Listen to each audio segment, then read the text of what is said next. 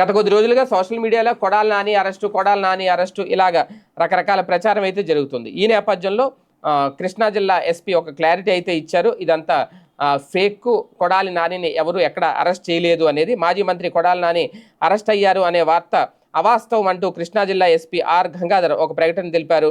కొడాలి నానిపై నమోదై ఉన్న కేసుల నేపథ్యంలో కోల్కతా విమానాశ్రయంలో ఆయన్ను అరెస్టు చేశారంటూ సోషల్ మీడియాలో విస్తృత ప్రచారం జరిగింది. ఈ అంశం రాష్ట్ర వ్యాప్తంగా చర్చనీయాంశమైంది. కొడాలి నాని అరెస్ట్ వార్త సామాజిక మాధ్యమాల్లో చక్కర్లు కొట్టడంతో ఎస్పీ సంధించారు. ఈ వార్తలో నిజం లేదు అని తేల్చి చెప్పారు. కొడాలి నానిని అరెస్ట్ చేస్తే తానే స్వయంగా సమాచారం తెలియజేస్తామని అన్నారు.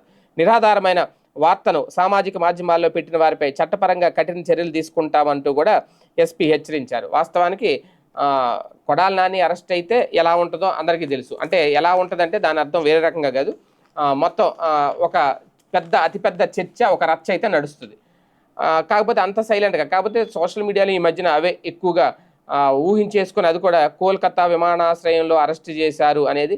ఇలాంటి ఫేక్ ప్రచారం ఎవరు చేస్తారో తొందరపడి సోషల్ మీడియాలో ఇలాంటివి పెట్టినప్పుడు చాలా జాగ్రత్తగా ఉండాలి, లేదంటే కఠిన చర్యలు తప్పవంటూ కూడా పోలీసులు చెప్తున్నారు. ఏది ఏమైనా కొడాలి నాని గారిని అయితే అరెస్ట్ చేయలేదు. ఆ ప్రచారం అంతా ఫేక్ ప్రచారం అని తేల్చేశారు.